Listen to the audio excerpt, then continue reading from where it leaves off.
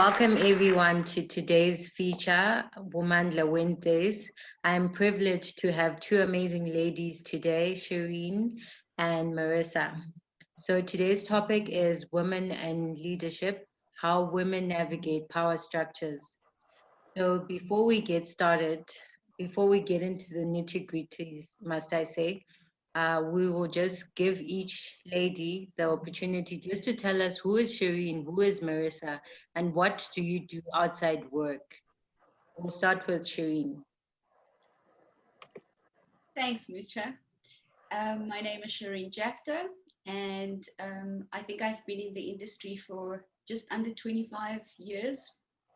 I am multi-skilled. I have, in the over 20 years that I've been in the industry, been in advertising or media advertising. I have been in broadcasting, and I have been in corporate. I am known as the dark horse, or I've earned the position of being a dark horse in the industry. And I've sort of embraced it because for me, I think the most important thing is to allow my work to speak for me or on my behalf. I am a mother of two semi-grown up children. And I also have a Rottweiler that I can't control because it's too big for me. And that in a nutshell is me. Okay, Merrisa. Thank you. So I'm Merrisa. I've been in the industry in this particular industry for about 18 years now, and in the finance industry for further 13, which gives me a well-rounded set of skills that I apply every day. But more than that, I think I'm a juggler. So I'm a mom of 5, and I am also the co-parent of 2 cats and a dog and a fish. It is my responsibility to make sure that they survive because their other parents forget to feed them often. The things that I like to do, I've always been curious. I was one of those kids that kind of got into trouble for daydreaming too much in school and for being a bit over creative or taking things a little too far. And it helps me in my career. But the thing that I love is movies, a little bit of escapism, and just exploring fashion and music and like all the cool things that come about. I love that part of my job is being a trends kind of spotter. And that was when I was in school. That was like when they said, "What job would you like?" I was like, "I'd like to be somebody who spots trends." And they were like, "This job doesn't exist," but it totally does in media. So I'm very happy that I landed up where I wanted to be. And that's me in a nutshell. So I guess the first question of the day is with regard to where are you in your journey before we really delve into leadership and how women navigate power structures. I want to find out from you, where are you in your journey specifically at this moment? Where do you work? You know, what amazing things have you done in your career? What highlights, if any? Currently, I'm Chief Strategy Officer at Wavemaker, which is a media agency. It's part of the Group M suite of media agencies. And I handle the strategic output and the creative thinking and putting together solutions for clients. My highlights are numerous. I love interacting with clients. There's not a brand that I've worked on that I haven't enjoyed, or I put a lot into living the brand and being the brand and understanding how consumers interact with the brand. So I've worked on beauty products, online casinos, car brands, telco brands, and there's not one that I can say that, like, I have a few favorites and they know who they are because they felt it in the service given back to them. But I love everything about understanding how consumers think, why we make the decisions we make. My favorite thing is when, like, you'll post-rationalize buying that pair of shoes. You're like, no, I really needed this. This is going to match about 10 things in my cupboard. And the reason why we do it and the neuroscience behind it make my job really interesting. I also am part of a team so I'm part of the Exco and part of the Group M Exco as well, that is looking at what the future of media agencies and creative agencies will be, and starting to groom that talent to come into those roles. I'm certainly not, I'm the kind of person who I'd love to pass things on. I'm not going to be in this role forever. Where I am in my journey, I would say, is I'm halfway. I literally where I want to be, but I'm not done with life and all the things I want to do. Okay. I think for me, let's see what I can talk about. I too have many highlights in my career. I love traveling. I'm a critical thinker. And I'm, like Merrisa said, I'm very, very good at spotting talent. One of the things that I'm very good at is literally, I have a very hands-on approach. So by the time I speak to anyone, I would have already looked at various options of what that outcome would look like. So I've done, I think for me, I've done so many things that for now, launching a bank and a very successful bank. Before that, I think things that are memorable for me is having worked with Mandela and shooting a TV show while I was at SABC, bringing international content to South Africa like Weakest Link or Apprentice South Africa that I worked on, managing shows like Top Billing, managing shows like Isidingo. I'm very well known in the industry for obviously my skills or talent within the financial sector because I've worked on multiple banks, both from a media and a marketing perspective. I think the other highlight for me was taking a bank on a content journey, not the current bank that was launched, but before, shaping it using my broadcast sort of background and shaping content strategies for that particular bank that was very successful. And there's not a lot of other things I can think about other than I believe in empowerment. So for me, I feel like I can't determine what success is. I can't determine what success is for someone else. So my success might not necessarily be your success and how you decide what success is for you. You know, Merrisa has a different journey where she sits on a strategy board. I basically launched Fuse for OMD in South Africa as branded content, you know. So for me, I've done so many things that I still feel like I need to do a lot more and I can do a lot more. One of the core things that I focus on now is empowering people. And I think in the last conversation that we had was around mentorship. We probably will talk about that later. Yeah, and I think that's me.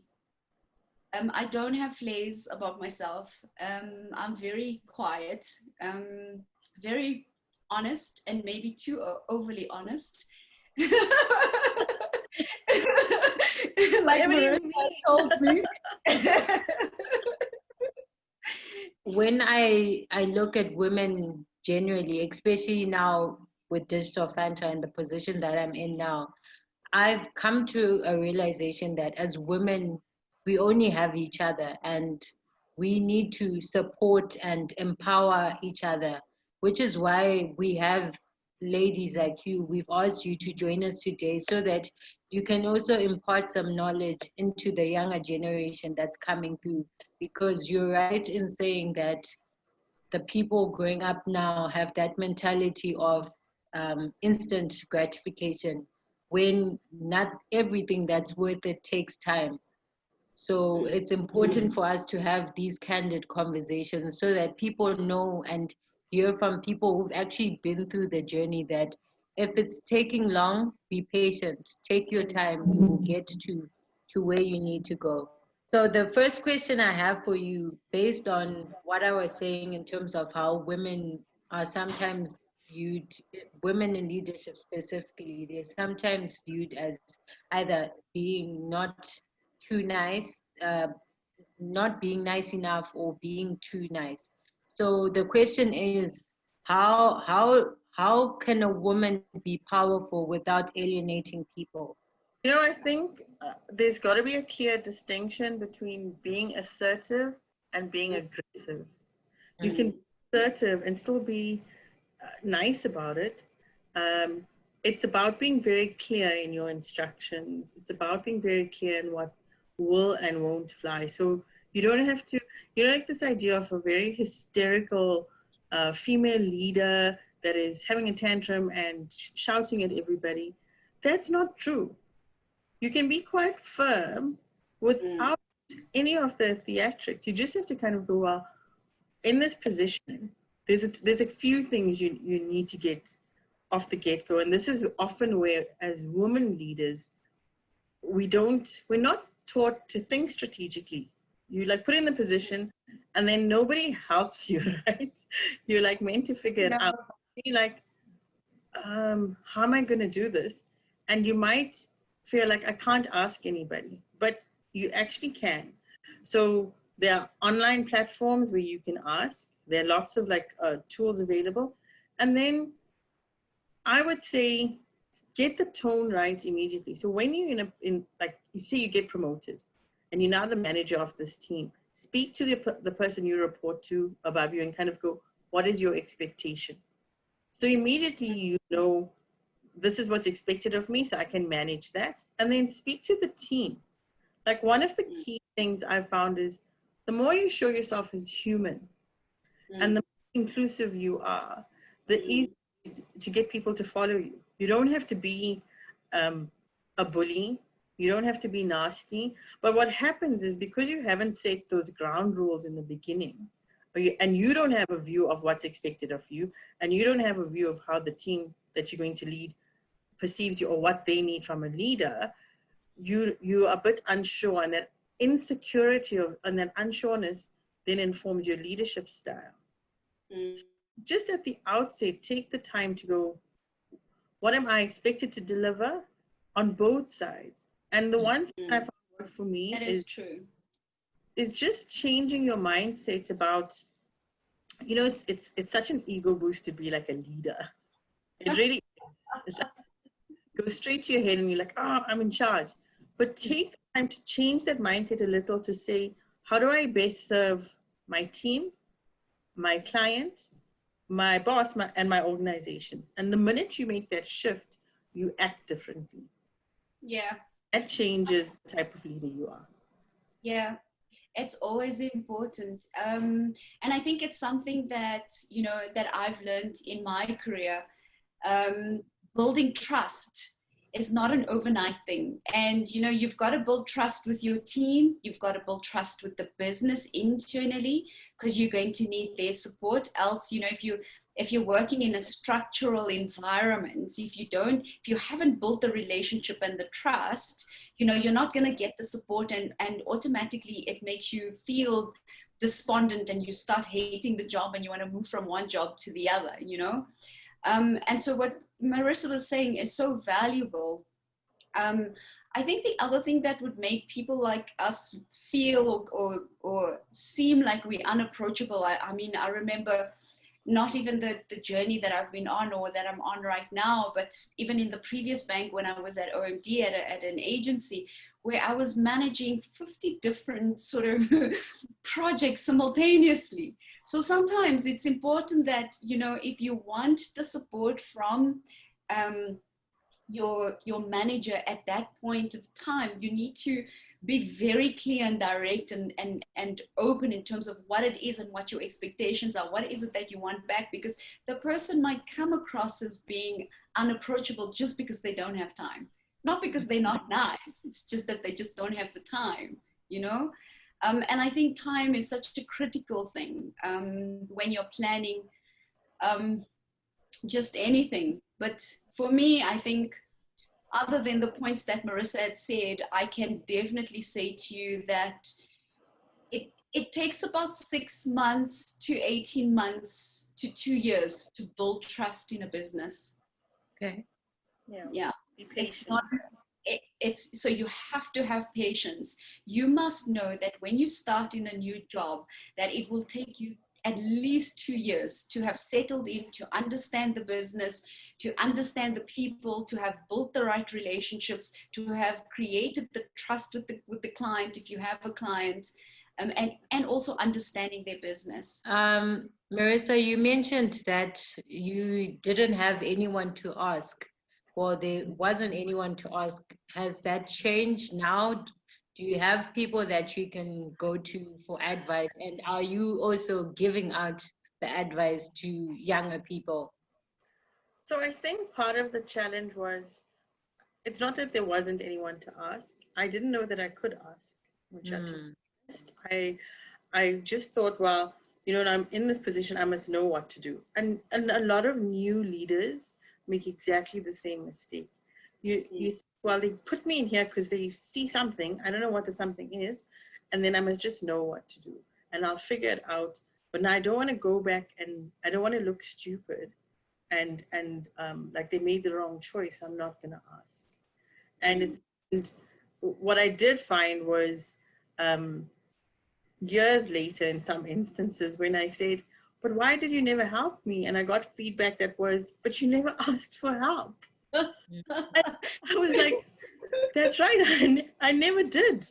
So how would the person know that I was floundering or having difficulty, or I didn't know how to manage? I mean, companies put together a lot of structures to support you as a leader coming in. There's lots of training given, there are all these programs, and I encourage you to just join them and try them.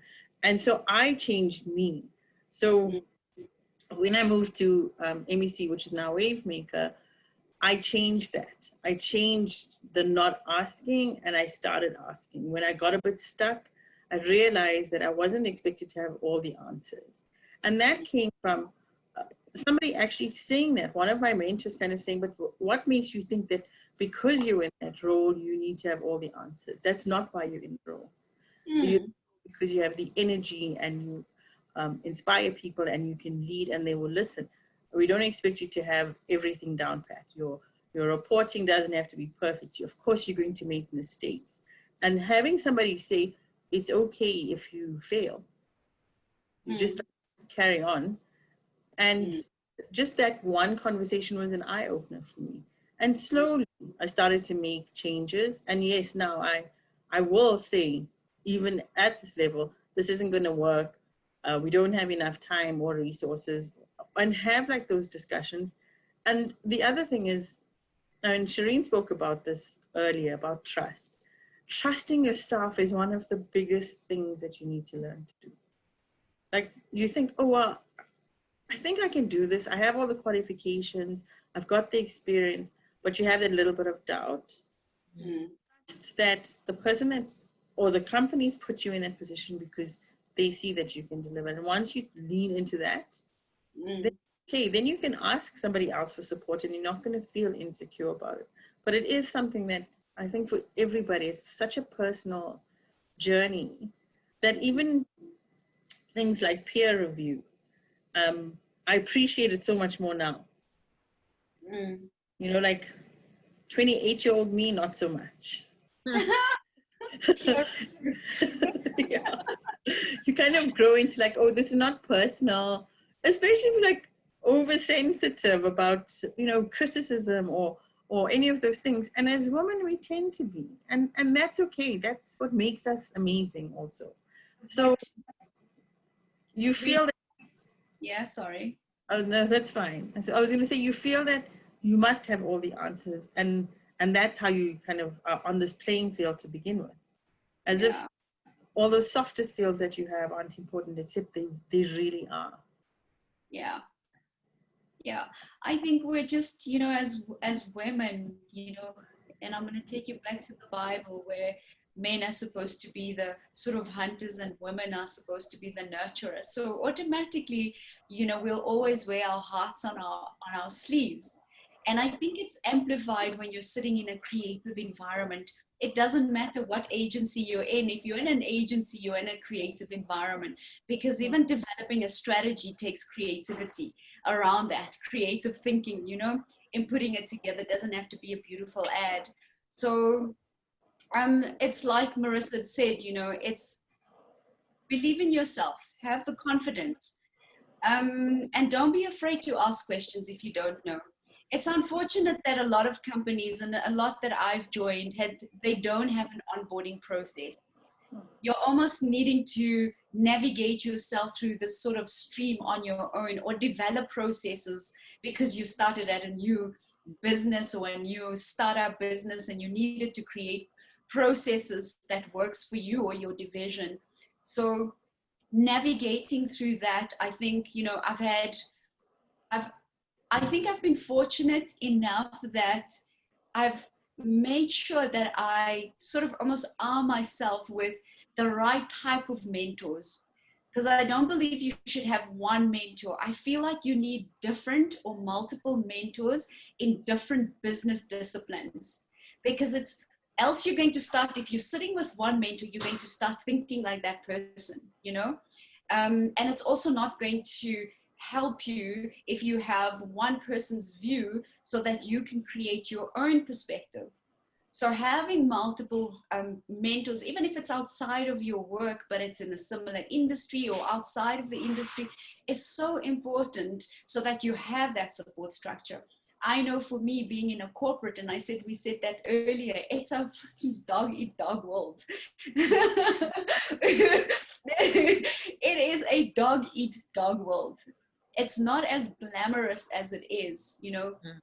You have to make sure that you have a very strong support system or structure outside of that business, other than the ones that you are creating on the inside. What leadership material have both of you looked at, whether it's favorite leaders out there or favorite authors who speak on leadership? Do you have any that you'd like to highlight? Well, I think one of the things for me is I like self-discovery, so I have multiple people or papers or things that I read.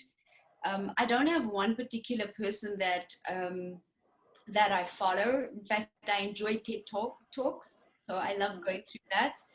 I am very insights and analytical driven, so any research or anything related to whether it's Cantor or the MMA or anything, you know, that always triggers me. I have a hot crush on Obama. That's it. You in the world. So clearly, I follow him everywhere. I just followed I love the sort of new generation of women that Michelle Obama has instilled in the now generation of young women, of being educated, being strong, arm yourself, you know, building that confidence from the ground up. Whereas, you know, it only took me 20 years to have the confidence I have now to say, hey, F you if I don't agree with something. And I think, you know, when you're in a strategic environment, there's so many things that you need to absorb. And so it would be unfair of me to name one or two or three or five things or people that I follow. But reading for me is the most important thing. I mean, you know, I was relayed to, and I'll give you another fact now. I read an article yesterday that the impact of COVID, and once the 6-month stipend from government has sort of, you know, dried up after the 6 months, that as South Africa, we will lose 35% of our middle market segment or customer, and they will go into the poverty line. So those are things that trigger me. Books that I love is for escapism, like the Khalid Hosseini or someone like that, you know. So yeah, I can't tell you that I have a specific leader. I'm a conspiracy theorist, so I'll break up everything. So yeah, that's me. On my side, I'm also a prolific reader. I attempt to write and then never get around to it because I'm busy doing other things like working.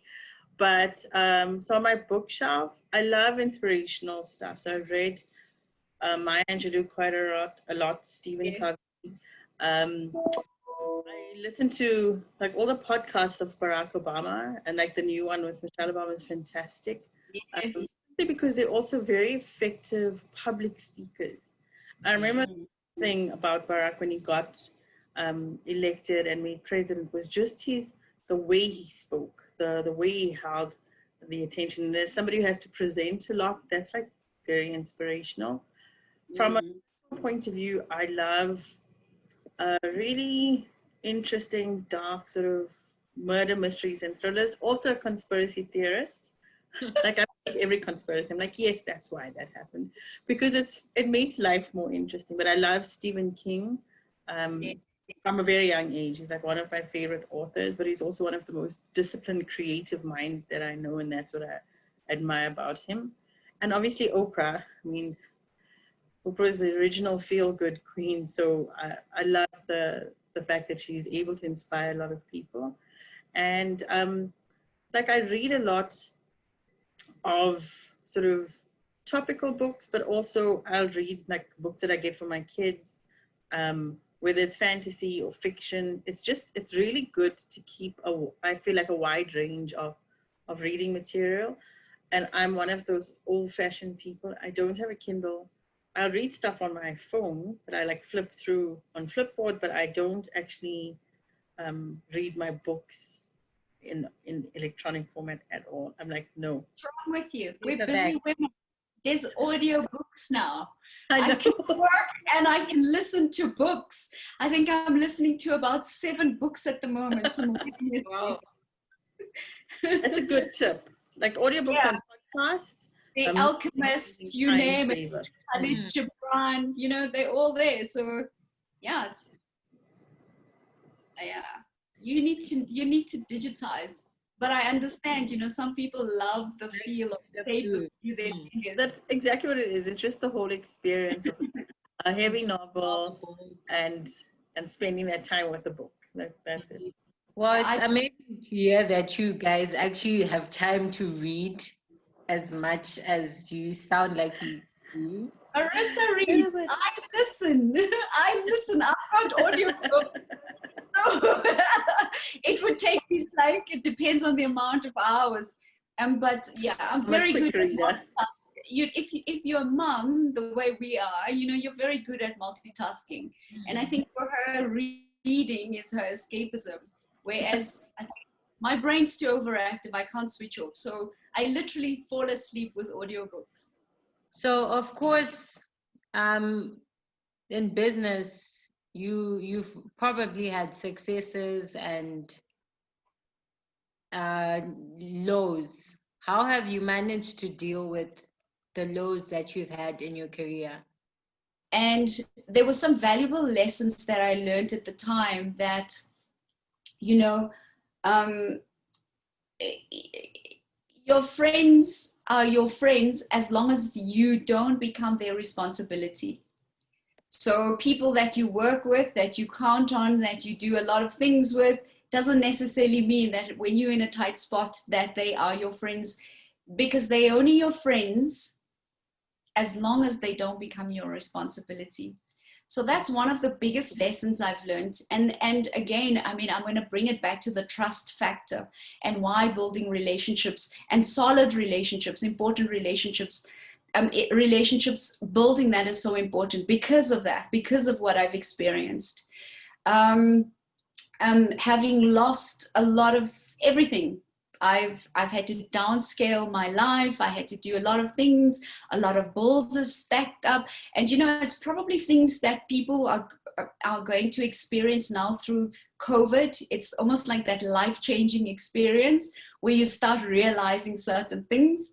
And when I went through that experience, other than the fact that I had to reevaluate, you know, downscaling, trying to find another job, trying to do certain things, what it's also made me when I came back into the industry, it's made me fearless because, you know, we're so afraid of saying the wrong thing. We're so afraid of, you know, doing the wrong thing because we don't want to upset certain people, or we don't want to do something wrong because the client's not going to like it, or, you know, you're afraid that it might not work or it will work, you know.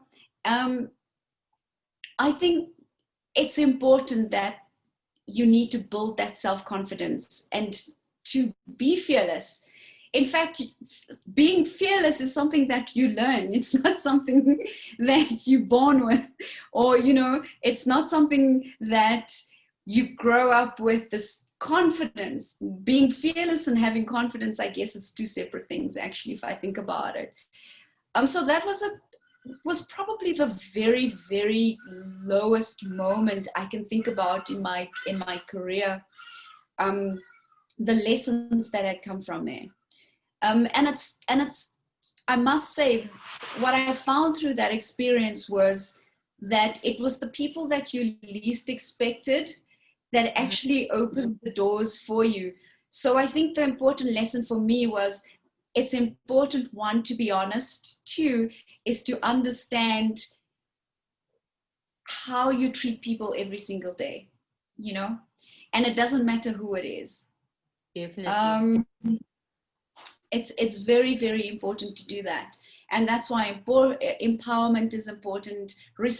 Being respectful is important. Being open and honest and transparent and authentic is important. The second blow for me, I think, it's trivial things, but we all learned from it, is probably experiencing my first retrenchment. When I felt like my career was sitting almost like going into that whole pinnacle, like I was like reaching the pinnacle. I have won just about every freaking award for this client, and eventually, you know, the business feels that, you know, unfortunately they're reshaping or reshifting, and you're going through a retrenchment. And I've also learned from that, because every door that closes, something new and better opens for you. So don't hold on to things. Don't hold on to things and don't internalize it, you know, move on and just keep on going.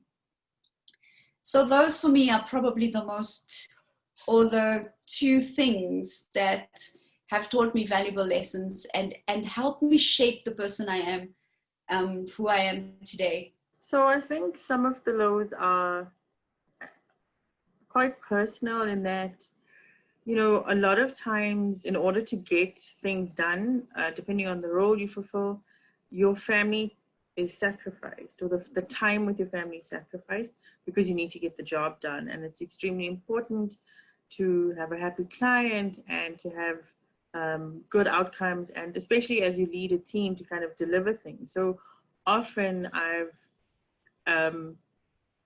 I'd say in sort of the mid part of my career to where I am now, I would let my family take a back seat, and kind of compromise that, even if I promised them something. I remember once we were in the Disney on Ice show, and I had to leave the show because my client had called, there was an emergency, and I left my kids there, went home to fix the problem, and then went back to fetch them. And they weren't, I think the youngest was about 5.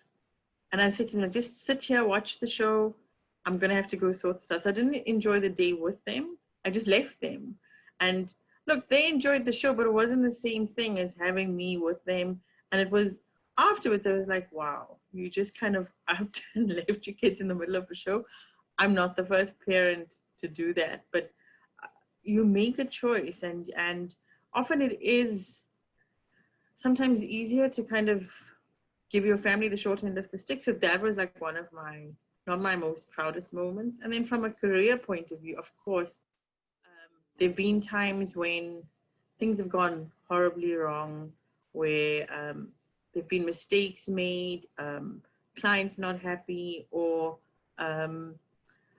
you're not happy. So some of my career lows are just kind of getting to a point where I realized I wanted more, but where I wasn't going to be able to get what I wanted. And the problem was, I didn't know what my more was. I knew that I wanted a change, and the only thing I could define it was like, I wanted to be more strategic, I wanted to definitely write strategy, and I wanted to focus on one brand. Those are like the 3 things that define that change for me.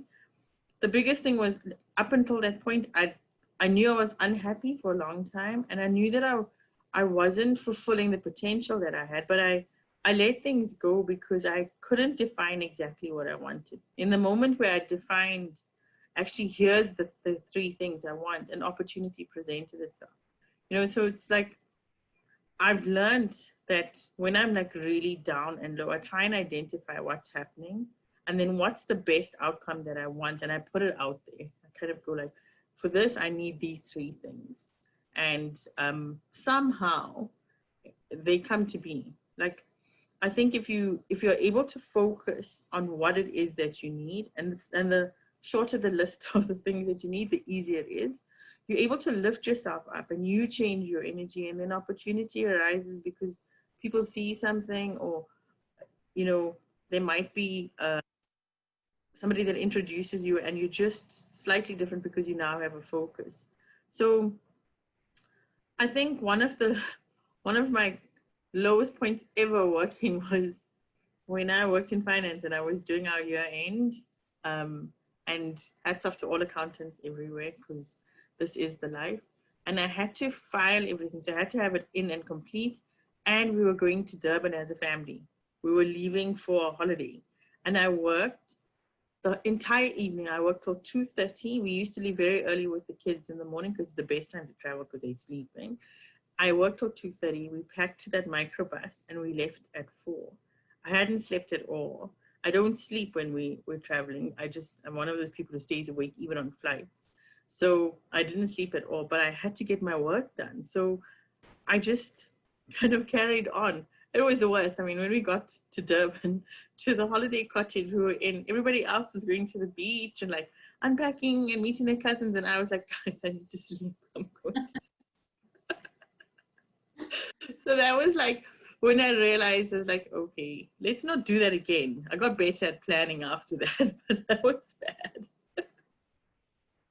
Well, I guess it's great that one of your low points was retrenchment, because I know a lot of people well, it's not great, it wasn't great for you, but it's great that you shared it in this chat, because a lot of people are going through that right now. And I think that listening to you now, they will take some comfort in knowing that they will make it through, because when you're in it at that moment, it feels like the world is over and your life as you knew it has come to a complete stop. So it's good to speak to someone who's been through it and not only come out of it, but come out of it on top, and you've gone on to do more amazing things than you even did before. Exactly. Culture of womanhood. Yes. I think if you go back to what I've spoken about earlier on, is, I mean, I can see that there's this generation of powerful women coming through, people that are educating themselves and people that are developing themselves into personal brands. But what what I've not seen from these women is, and it's something that even Barack Obama and Michelle says, is, when you're on top, make sure you send that elevator down. I've not seen women standing next to each other in supporting each other. So I can't tell you that I've had highs and lows about it. I almost feel like over the last 3, maybe 5 years, we celebrate women, but women are never celebrated in what they're doing. And I think I enjoyed what is the girl's name that was what's her name that got interviewed the week before? What's her name? Who has a digital company? Mags. Yeah. I think I really, really enjoyed the authenticity of Mags and what she stands for and what she believes in, the fact that she started her own digital company, the fact that things were tough for her, but she persevered, the fact that she still goes back to the Free State and try and empower, younger women to become strong and independent thinkers, not independent in terms of you have to live life on your own. We all need that social connection being independent and being an independent thinker are two different things. So I really enjoyed listening and looking and watching at her. And I find that as women, we don't have to make life tough for each other. We don't. We have to embrace who we are. We have to impart what our knowledge. We have to encourage the women that are coming, you know, and we need to clear the way for those women that are coming. It's unfortunate that when you're working in a patriarchal system, you know, there's this very old dormant mentality of not wanting to share your talent or your skills. And if you look at corporates at the moment, there's such a huge gap in trying to find people with the right skills, because the skill transfer didn't happen. And so you find this very old people in corporate and these very young people coming with new ideas, but there's this middle gap in the middle that's not been closed. And so the level of frustration, you can see it actually building. I think I pulled up stats around, you know, why it's important for women to support each other. When you look at just the victimization and the corporate bullying and bullying in the office space, and I don't want to say corporate because I didn't just feel that in a corporate environment. I think it just happens, you know, when you look at the stats. So yeah, I think we need to do more of that. I think we need to elevate each other a little bit more. I think we need to empower each other a little bit more. I think the fact that we women that's been in the industry for 20 plus years still feel like, you know, we need to hold on to certain things and we need to hold on to what we know and we're too afraid to share our knowledge. That's out the back door. You know, what is the legacy you want to leave about yourself? It becomes so important to talk about. Okay, so Shireen, so the next question I have for you is, what are some of the industry tips and advice that you live by? Or let me phrase it like this. If you could speak to 25-year-old you, what would you tell her? So I would say, don't be afraid to have an opinion. Even if it's wrong, even if it's not the popular voice in the room, and you may get disregarded sometimes, because often as young women, you feel reluctant to share an idea or thought or what you may be feeling about something, and you may miss an opportunity because you might have the best idea in the room. Of course, you may not. It's just that fear of not wanting to look stupid or not wanting to seem like you don't know what's going on that holds people back. And I've learned over time that you can say, people may look at you funny, you know, you can see like somebody do an eye roll or whatever. It doesn't matter as long as you contributed a bit. And yes, it's hard. Like you have to practice sometimes to kind of, the more you do it, the easier it becomes. But say what you feel and be honest about certain things, even if it's not the popular thing to, like everybody's going, yeah, I really love this piece of creative, and you're like, this isn't gonna work. Say it's not gonna work and why you think so, because you can save the client and the creative agency a lot of long hours of working on something before somebody else in the client team goes, hey, this isn't gonna work. And it's like weeks later, and you had the same idea. You could have maybe stopped that. And I'm not saying that you can all the time. I'm just saying get used to having your voice in the room. Get used to having a presence in the room. And the earlier you do that, and you see that there's some people that have that confidence, and there's some people who must learn the confidence through experience or working through something. It doesn't matter which type of person you are. Just try and practice if you're a little bit quieter or a little bit more reserved, to sometimes have a safe, when they open questions, have an idea of what you would like to ask. And that's like a key tip. If you're going into a meeting and you kind of know what the meeting's about and you know what the content's going to be about, even if it's a briefing or if it's a client session or whatever the case may be, have some questions that you've thought about that you'd like to ask. because not only does it open things up and people start to talk to you more, and it's great icebreaker, but it also starts to position you, if you're looking at like growing your career, as somebody who has something to say that is of value. Don't be afraid to be the person that also says, I don't quite get this. There's nothing wrong with that. And like one of my last tips is technology is your friend, even with load shedding. One of the key things I learned in productivity, I did a course and it was like manage everything out of one calendar. So whether it's, because sometimes you try and do like, oh, I'll do all my personal stuff on my Gmail calendar, and then I'll do all my work stuff in Outlook. No, put everything into Outlook. You're able to see at a glance what your personal life and your work life, your professional life looks like mapped out. And you can see if there's going to be a problem way before you have to disappoint somebody personally, or their challenges with anything you're doing professionally. And also schedule time for things like, I'm going to take lunch now, and put it into the calendar. So people, if they're trying to book meetings with you, see that there's something there so they won't. So you actually have a chance to take a break. I'm so grateful for the time that you've given us today, and even all the time that you give us as Digital Fanta. We appreciate you.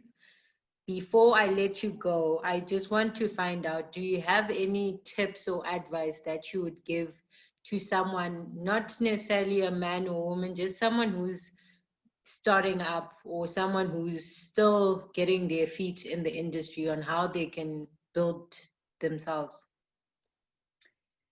So I think for me, one is because, we're all brands and we all see ourselves as brands, and we in this creative environment, is to ensure that you remain top of mind. And when I say top of mind, I mean, I use my social tools for that all the time, because I don't have the time to have a social life, or much of a social life. So it's very important that you know and how you position yourself on your social media platforms, because in fact, those actually do become part of your interview profile. The first thing people do, or companies do, is they'll go onto your social media profile. So whatever you put in your CV, make sure that it matches whatever you put out anywhere else. The other thing is, I spoke about being multi-skilled, and I want us to be very clear about multi-skilled, because starting at a company and growing yourself into something. And I use the example of a buyer growing into a planner, growing into a strategist. That's you elevating yourself and growing with a company. But multi-skilled means learning different things, or specializing in different types of environments, whether it is PR and you're a media planner, or whether it's coding and you're sitting and you're a mechanic. It's important that you diversify those skills, because you are going to need them, I promise you, in the next 18 to 24, or next 4 years. You are going to need them, because corporates are going to shift the way they're employing people.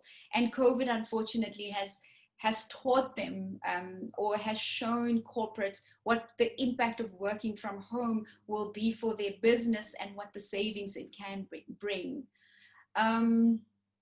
The other thing that I will say to you is, don't be afraid to ask questions.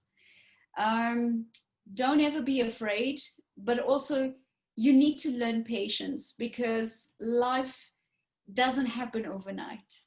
For me, I think having gone through the cancer, coming back, I needed to reposition myself, and I worked on Standard Bank and I gave it my all, and 5 years later, then only it was like, oh, do you know this person? But it took 5 years, and it took me 2 out of that 5 years just to build trust with the people around me and with my clients. So it's important to understand that. There is no balance. If you're trying to balance personal and business, and personal and career, everybody will tell you you need to find a balance. You're never going to find the balance. It's trying to put in the necessary support structure around you that supports you you from a work environment into your personal life environment, to create that harmonious sort of type of rhythm you're trying to create on this path of success. I think not so long ago, I shared a sort of write-up where I said, it's not important to have a designation. It's not important to have a designation. It's not important to be a director or a CEO or a CMO. It's not important. And believe you me, I've been there before.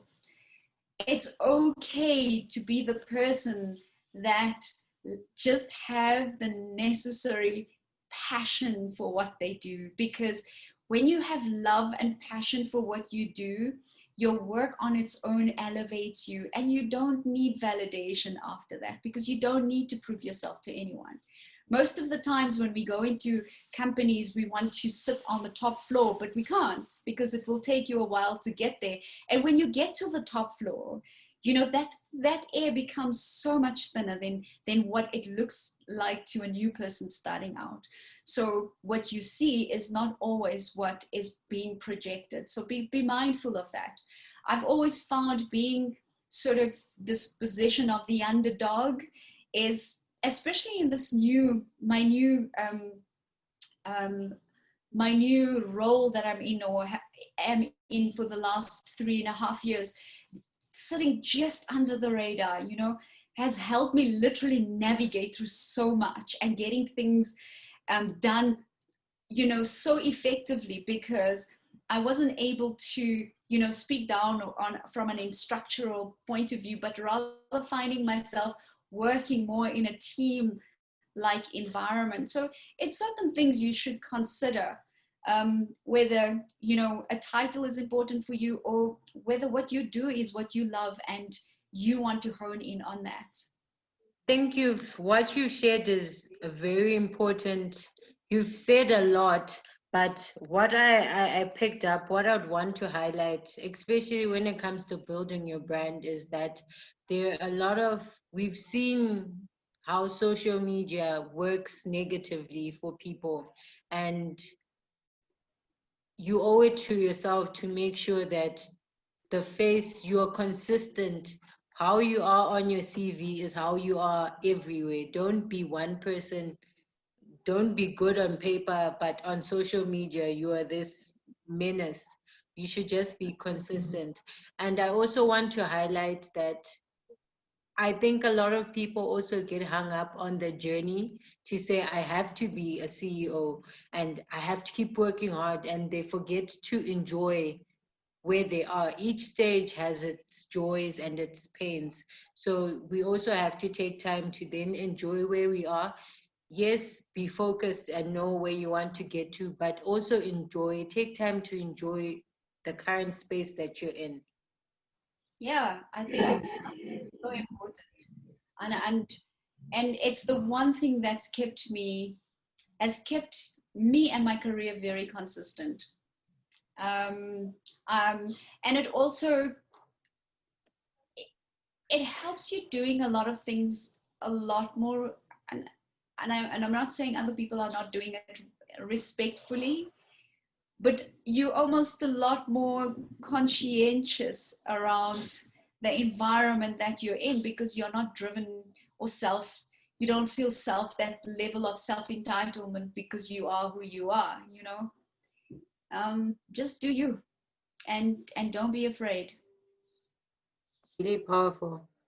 So many people are trying to be replicas of someone else when you can just stand proud and say, this is Mucha and this is what I bring to the table that no one else can. I think we're not taught that though. Like I had to kind of learn it myself over time, and it's something that like school takes it away from you and tries to, like, it does make you conform in order to deliver the lessons that you have to learn. So I get why that happens, but then society also is like, it defines a lot of those things, and you take it on board, and over time you start to think, in order to be successful, I must be like this person, or look like this, or sound like this. And all I'm saying is, honestly speaking, No. What I've learned is you must be yourself and you must do it your way, which may be completely different and never been done before uh, than anybody else has done it. And you may have ideas of how you'd like to change things and make things better. And some of them may work great and some of them may not. But that's just what a career is. It's kind of growing into the role. The best people eventually lead organizations are the ones that were themselves. You know, they kind of did it their way. And that's really important. Actually quite profound because society has labeled creative people a certain way, and a lot of people have to then, when they find themselves being, you actually realize you're creative, but not according to what society deems to be creative. So we're all having to unlearn things that we have believed about ourselves, especially for women, because women have it hardest, I would say, because people say you can't have family and career, but you can achieve success in both. So I think it's important that you share that. Before I let you go, I just wanted to find out, do you have any parting words that you want to give to the Digital Fanta Network? This is your Um, moment just to even give a shout out. So, firstly, shout out to my Wavemaker family. I love where I work. I love what we do. I love the way we think. It is one of the most strategic, creative, innovative places to be. But it's also very much a family, and it feels really comfortable and warm and welcoming, and long may it be that way. Um, I also want to shout out to Takes, who I've worked with before, like high five. I love the stuff that you guys do. And my parting words are, you know, if you're not happy from a career point of view with what you're doing, you hold the power to change your mind and to do something else. And it may be scary and you may think, oh, I'm 35 and I don't want to shift gears, or what will my family say, or how am I going to pay the bills if I suddenly decide I want to go do something a bit more creative. There are ways to achieve where you want to go. And yes, some of it may be painful and it may not be easy, or you may have to make some kind of sacrifice. But kind of be honest with yourself about, I know too many people who studied one degree and then end up in a completely different field doing the thing they loved that they wanted to study but didn't study because of either family pressure or peer pressure or society pressure that, like, I see this often. People are like, oh, I studied engineering, but now I'm like in this band. Okay, how did that happen? Oh, I studied art, but actually I love accounting. Why didn't you study accounting? No, my family would not have approved. And yet they're really great at what they do. So and I look at my journey, it's exactly that. When I said to my family I'd like to study media, and it was very early, sort of, it was 1989. Nobody even knew what media was properly. My parents are like, no. Literally, on the day that I was supposed to sign up, my father was just like, I'm not signing these forms. And so I had to study finance. And while I was good at it, and it was easy, I didn't enjoy it. But I did it anyway. So I went through that whole career of being a sort of a clerk, and then a bookkeeper, and then an accountant and a financial manager, and I hated every minute of it. And at a point in time, I realized I was absolutely miserable. And I was married then, and I had kids and commitments and like a bond to pay and whatever. And I spoke to my husband and said, I can't do this. I was one step away from being like a member of a board. And I thought, if I'm going to have to do this for the rest of my life forever, I actually can't do this. And he was like, okay, this is going to be hard for us, but take the time that you need and figure it out. And I took a 6-month sabbatical. I couldn't afford to take a sabbatical. So let's just be clear. We kind of had to rejig everything. We had to kind of reduce cars that we had. We had to move from where we were staying because I just checked out for 6 months because I needed to figure out what I wanted to do. And then I went back in and kind of went back to like, this is what I wanted to study. And it's funny, when you define something, the opportunity arises. When I defined what I wanted to study all this time, I got a call from a friend of mine to come and work at an ad agency that he had and put in the processes and systems that he needed. I did that. I met the media team. And from working in the ad agency, I moved into media. And I ended up in the job I'd always wanted. But it took a very, very long way around. It took me 13 years of a different career to end up in the career that I wanted. Wow. So it's not impossible. I'm sitting here telling you today, it's not impossible. Just follow what you really want to do. I really appreciate the time that you've taken just to chat to us today. Thanks, Mucha. It's been amazing. Keep it up. It's a pleasure. Until next time.